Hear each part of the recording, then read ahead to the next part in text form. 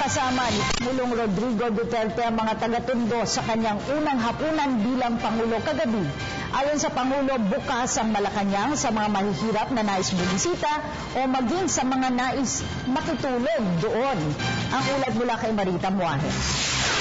Sa unang araw ng kanyang pag-upo bilang leader ng bansa, walang inaksayang oras si Pangulong Rodrigo Duterte. Matapos ang kanyang panunumpa sa Malacanang at makipagpulong sa mga miyembro ng kanyang gabinete, agad na dinalaw ng bagong Pangulo ang mga mahihirap nating kababayan sa Tondo. Ayon kay Aina Silverio, Media Officer ng Department of Social Welfare and Development o DSWD, mismo si Pangulong Digong ang humiling ng okasyong ito kay DSWD Secretary Judy Taguiwalo 2 linggo bago ito manumpa bilang Pangulo. Humigit kumulang sa 500 katao ng mga taga-Isla Puting Bato at Tagapita sa Tondo ang dumalo sa Solidarity Dinner na ito na ginanap sa Galpan Sports Complex. Dumating ang Pangulo ganap na alas 8:40 ng gabi na sinalubong ng napakainit na pagtanggap at palakpakan.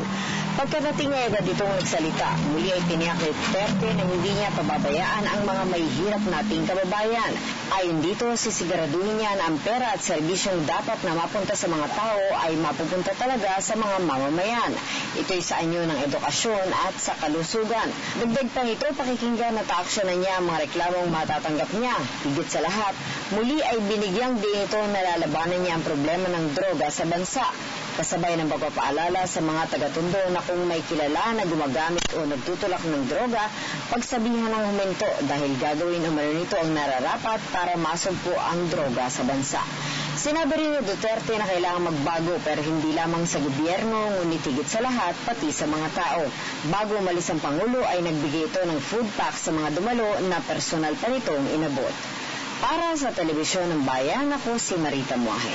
Ako po si Cathy San Gabriel. Subscribe na sa PTV YouTube channel.